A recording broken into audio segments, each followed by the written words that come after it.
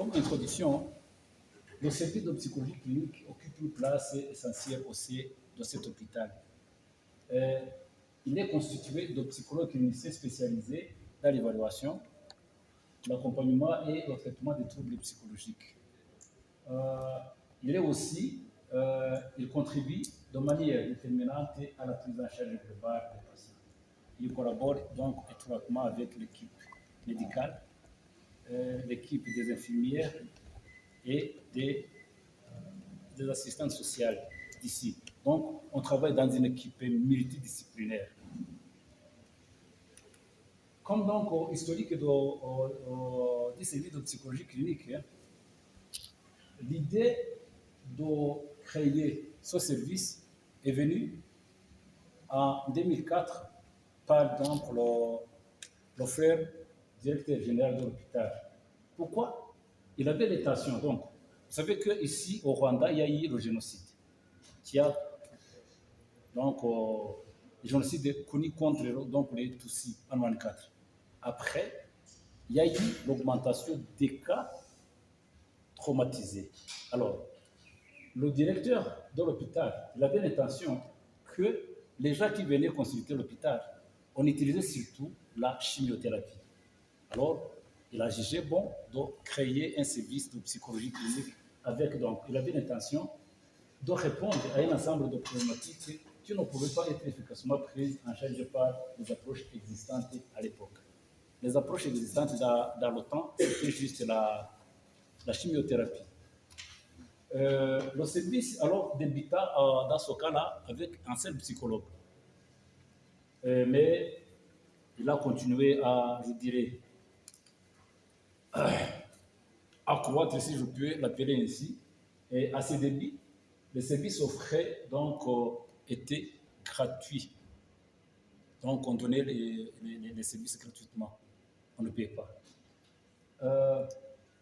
Malgré ces défis, le service est connu au fil du temps une croissance notable. Donc vous allez le voir en bas que au fur et à mesure, le service, je dirais qu'il a grandi. La croissance du service, voilà. Le service a connu une croissance remarquable. Il compte aujourd'hui 17 psychologues.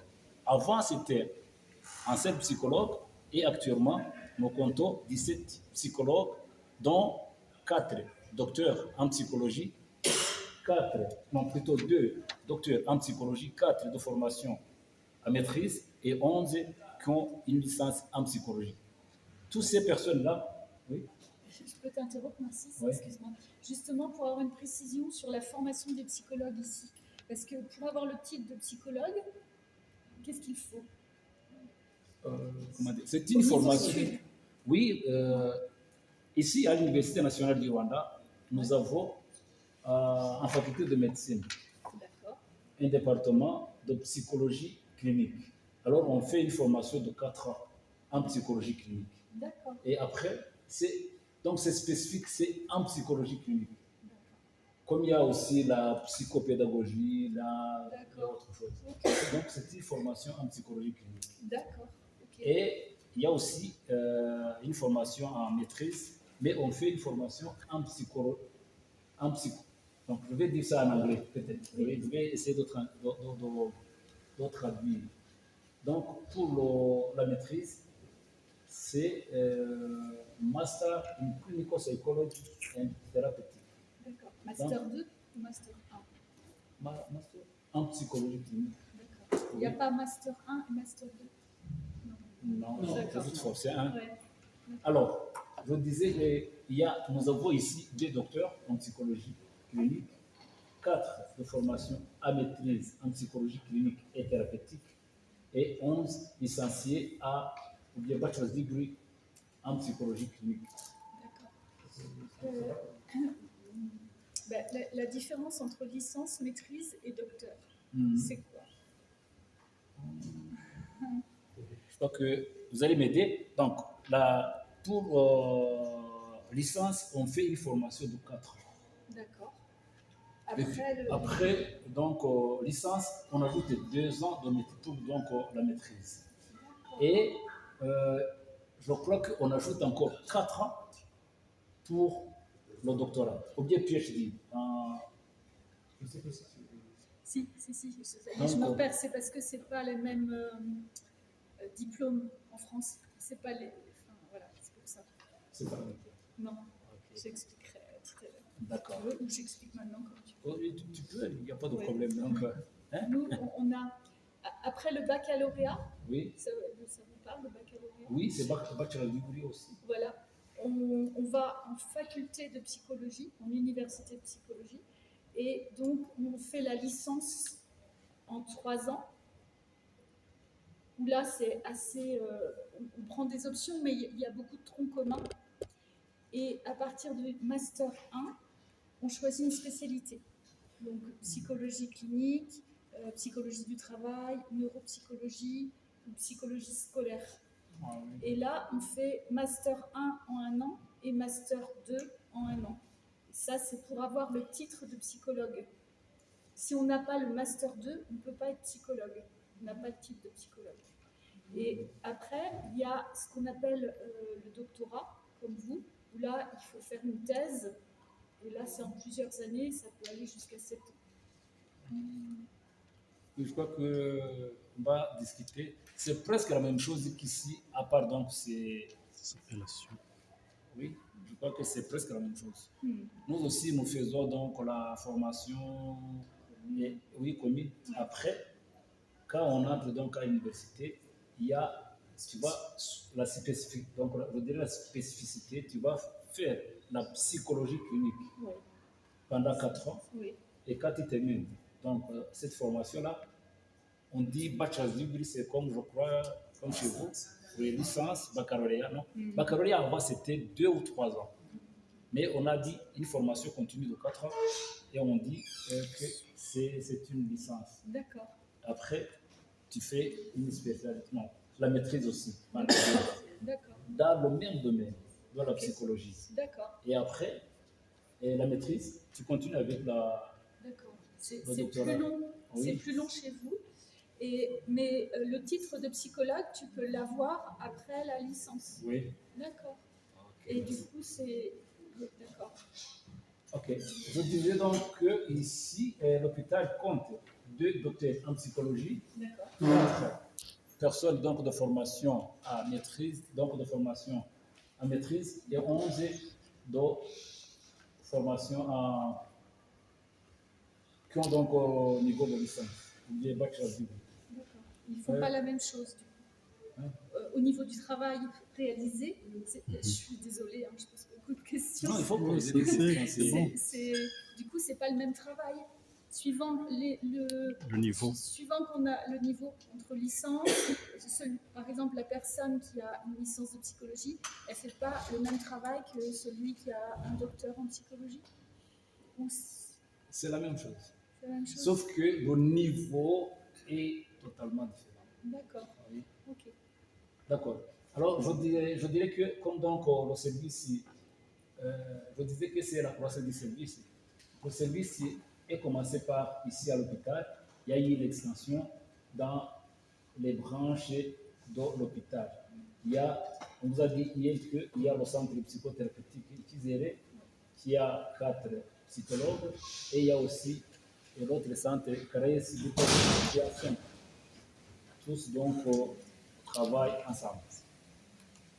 Voyons, donc je dirais que avant je vous disais que au début le service, ou bien les services donnés étaient gratuits, mais actuellement les activités que les psychologues font sont payantes. Donc il y a une évolution. Voilà, voyons donc les principales activités du service de psychologie. Donc, nous faisons des thérapies psychologiques. Parmi les thérapies que nous faisons, il y a thérapie individuelle, familiale, thérapie du couple et thérapie spécifique pour les enfants. Oui. Autre chose, c'est nous faisons aussi des supervisions cliniques et mentales des hôpitaux de district. Comme donc, on vous a dit que ici c'est l'hôpital de référence et aussi universitaire. En même temps, donc, quelquefois, supervise donc, les psychologues des hôpitaux de district. Il y a aussi des formations internes et externes. Et je devrais commencer par des consultations psychologiques. Nous faisons aussi des consultations psychologiques. C'est Consultation? oui, psychologique, la différence avec... Oui, non, on peut poser des questions, pas de problème. Donc, on est une équipe vraiment assez... On va essayer de te répondre. D'accord. Oui. La différence entre consultation psychologique et thérapie individuelle, c'est plus... Non, ça, tu peux m'aider un peu. Donc, pour dire que nous travaillons en équipe. Donc, elle demande la différence entre thérapie individuelle et les consultations. Et puis, peut-être moi aussi, je vais ajouter quelque chose. Merci beaucoup. Je pense que c'est le fait quand la personne vient en première ligne, en contact, on essaie de faire la consultation. Et c'est à partir de la consultation qu'on essaie d'évoquer des séances de psychologie individuelle. D'accord. Voilà. Oui. Maintenant, tu es satisfaite? Oui. Voilà. Donc, comme donc mon collègue vient de le dire, pour la première fois, donc une personne vient comme ça, tu ne sais pas de quoi il s'agit. Ouais. Alors tu fais des consultations, tu l'écoutes, tu fais l'anamnèse, tout, l'examen. Oui. Et après, tu vas voir, tu vas dire, je vais faire comme ça. Peut-être, je vais faire une thérapie avec une approche appropriée, CBT ou autre chose. Voilà. On fait aussi validation et utilisation des tests psychologiques. Ici, on a travaillé sur l'échelle de dépression de Hamilton. Nous avons essayé de l'adapter à la culture rwandaise. Et donc, il est adapté et nous l'utilisons souvent. Aussi, nous faisions l'encadrement des étudiants stagiaires des universités. Nous animons aussi des groupes cibles. Là-bas, ici à l'hôpital, il y a les groupes des patients, je dirais cibles, avec donc des diagnostics précis. Comme exemple, il y a donc le groupe des âgés de drogue et le groupe des patients de colère. Et aussi, nous faisons des sensibilisations du public aux troubles mentaux. Voilà, donc nous avons essayé de dire quelques diagnostics couramment rencontrés ici. Je dirais qu'il y a les dépressions, j'ai dit les dépressions ouvrières. Donc, les patients que nous recevons, beaucoup d'entre eux ont une dépression.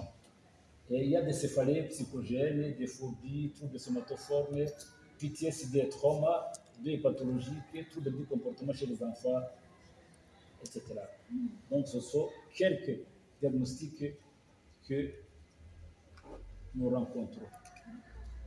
Et puis, donc, comme le service, nous avons les sujets d'amélioration du service. Nous voulons juste le renforcement des formations internes et externes. C'est bel et bien dit, le renforcement. Il y en a, mais nous voulons renforcer ça, les formations. Faire des recherches en matière de psychologie clinique.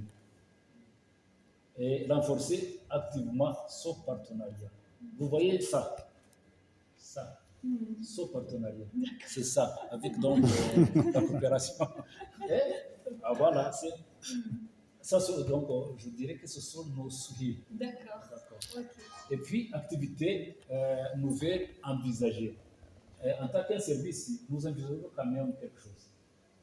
Mettre en place un laboratoire de psychologie clinique équipé. Donc, on croit que d'outils d'évaluation psychométrique.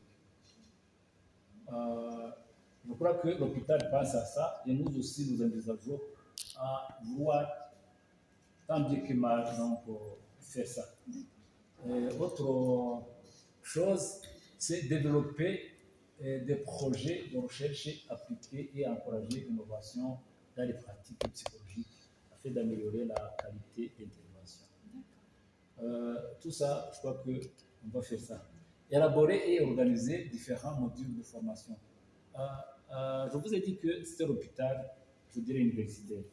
On doit élaborer. Nous devons travailler donc pour que les autres hôpitaux puissent avoir donc, je dirais, le matériel didactique que qui peuvent utiliser. Ok, autre chose, donc on va alors sur les défis. L'insuffisance des tests psychométriques. L'insuffisance. Si on dit l'insuffisance, quand même, nous avons des tests, mais ils ne sont pas suffisants. L'absence des laboratoires dédiés à la psychologie clinique. Ça, c'est bel et bien expliqué, c'est dédié à la psychologie clinique. Un laboratoire qu'on peut trouver, les tests, que les élèves, s'ils viennent donc visiter l'hôpital, donc, doivent apprendre à des tests psychologiques. Autre chose, c'est le manque de formation continue et spécialisée. Je crois qu'il y a la surcharge de travail liée au nombre élevé de patients. Pardon. Il y a la variété de tâches. La surcharge, c'est qu'on voit que vraiment il y a des activités que nous ne faisons pas à cause donc de cette surcharge-là. Je crois qu'on va tout faire. Le nombre est limité de psychologues. Même, vous avez vu que même si nous sommes au nombre de 17, c'est limité, c'est peu. Car il y a beaucoup de choses que nous ne faisons pas grâce donc à l'absence. Il y a l'insuffisance des psychologues. Je crois qu'il y a aussi une conviction socio-culturelle aussi. Ça aussi, c'est un défi. Je ne sais pas si vous comprenez conviction socio-culturelle. Les représentations par rapport au métier de psychologue, c'est ça? Et aussi à la maladie mentale aussi. Oui, c'est ça. Que les personnes ne viennent pas voir des psychologues parce que c'est aller chez les fous, c'est ça?